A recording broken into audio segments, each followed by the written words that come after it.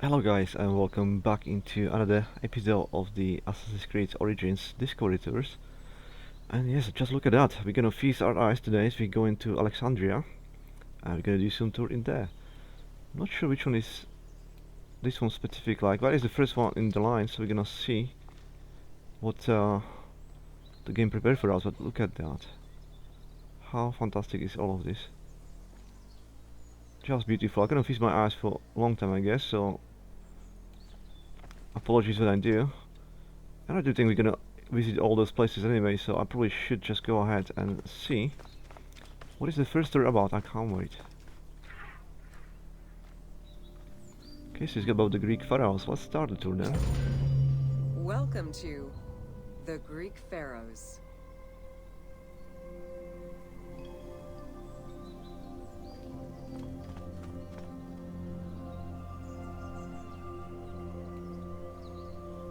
I kinda wanna go up there, but you know what? I'll just see the first station first. I wanna learn something. Wow.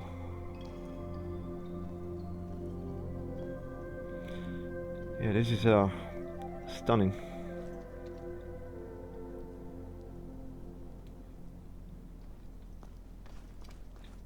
What a great age we live when a game can give you this kind of experience as well, and you can learn actually. This should be used in schools. Seriously. Why is this not already a thing?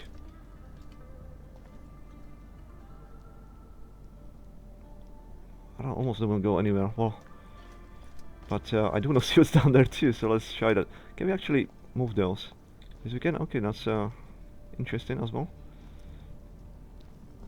Again, the game of this size, the detail on there is insane, and the physics still. Okay, the Discovery Tour. Yeah. My what I want to say? My compliments to the developers. They truly made a masterpiece.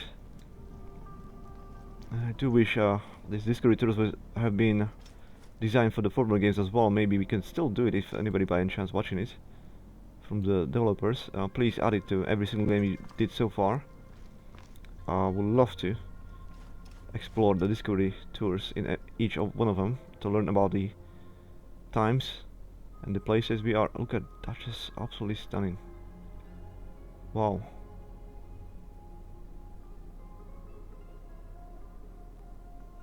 I did notice the statues repeat quite a lot, but you know, I don't even care. I don't even care. Let's have a look. Pharaohs were considered divine incarnations of the gods. As an avatar of the gods living on Earth, the pharaoh's role was to preserve fundamental values and universal harmony by removing chaos, Isfet, and ensure that justice, Mot, prevailed. The pharaoh, by divine ancestry and through multiple offerings, was the bond that unites the world of men to the world of the gods and allows the maintenance of the cosmic order.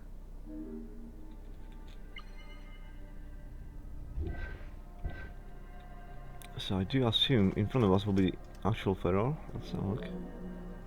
The Ptolemaic dynasty reigned over Egypt from 305 BCE to 30 BCE. The dynasty was called the Ptolemies of the Lagids, in recognition of the founder of the dynasty, Ptolemy Lagos, a Greek general and close friend of Alexander the Great. While Macedonian, Ptolemy Lagos understood that to be accepted by the Egyptian people, he would have to adopt their traditions. Upon assuming the title of pharaoh, he changed his name to Ptolemy I Soter, meaning savior.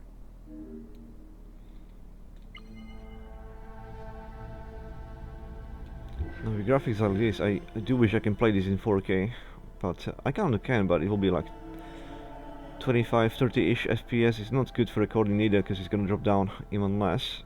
Still playable, but not the experience I want you guys to have. So you have to forgive me on that. 2K will have to do. In this case, still even a half 4K monitor, you will not notice that at all. For you, it's just Full HD all the time, regardless. And you can certainly see how detailed the game is.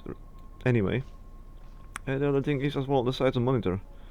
With minus 32 on 32, then you can appreciate what's 4K. On small screens, you may not notice how much sharper it is when you play 4K. Yeah, well, let me just admire a little bit of the graphics. So now, since... let's just go next one. Born in 356 BCE, Alexander the Great went through a hasty education in the affairs of the kingdom before integrating into the Macedonian army, where he quickly rose through the ranks. After his father's assassination in 336 BCE, which some believed was orchestrated by Alexander himself, he became king of Macedonia. Ruler of a unified kingdom and leader of a large army, Alexander set his sights on conquest. Eager to reclaim the Greek cities of Asia Minor, he took on the Persian forces, earning victory after victory. Of course, the most famous one of them all, isn't it, from the Greeks?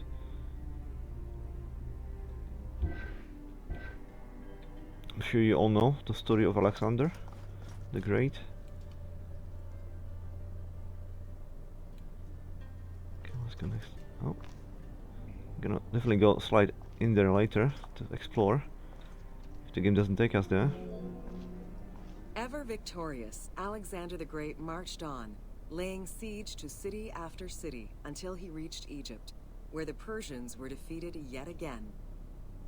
Viewed as a liberator by the Egyptian people, Alexander decided to become pharaoh in due form. He traveled to Thebes to make a sacrifice to Apis, then went to the oasis of Siwa, where he was proclaimed son of Amun. Officially pharaoh of Egypt, Alexander spent much of the winter there and founded the city of Alexandria. Perhaps not coincidentally, being pharaoh allowed Alexander to spread propaganda to prepare further conquests. He resumed his military campaigns in 331 BCE.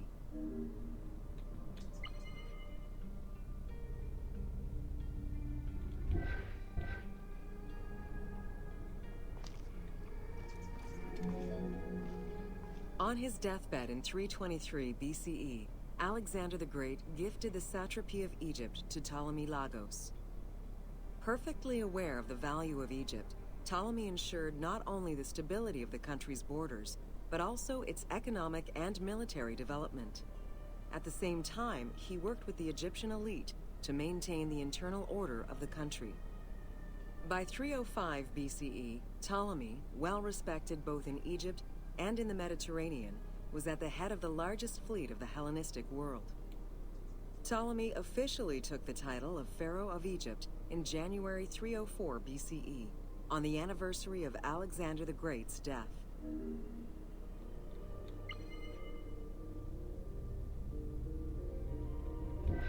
So what I was looking at was, I think, yeah, this is just not loading properly. It must be more sharp. It's sharper now, it's just my computer. Well, this one again, I think at some point you can see it's kind of adjusts itself. It's a shame, I would like to see the higher resolution if possible. Well, let's see the next step. Alexander died in Babylon in 323 BCE. His remains were placed first in a solid gold sarcophagus, and then within another. The casket was carried in an ornate custom wagon, gilded and set with precious stones, and pulled by 64 mules crowned with gold. The funeral procession was diverted to a grandiose temple in Alexandria, built in the conqueror's honor under the orders of Ptolemy I.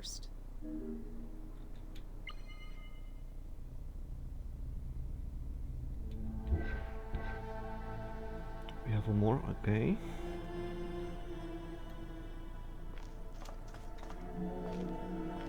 Julius Caesar visited Alexander's tomb at the capture of Alexandria, and the Roman Emperor Augustus reportedly placed flowers there. However, though many powerful leaders claim to have visited it, the tomb's location has gone missing from history. Some accounts do state that the golden coffin was replaced by a glass sarcophagus, probably by Ptolemy X. It is also implied that Cleopatra may have plundered the tomb in a time of financial crisis. That'll be interesting. So at least in the game you can see the resting place of Alexander.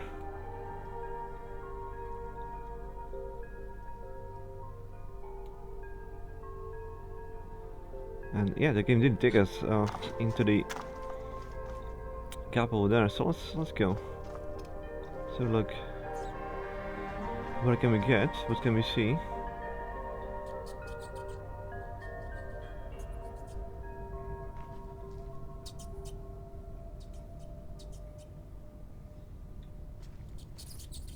It is. Hmm.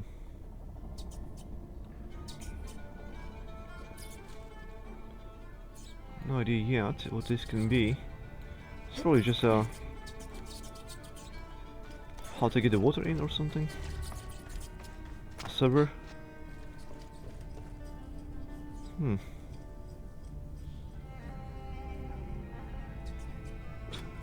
Let's go find out. It is probably gonna go out somewhere.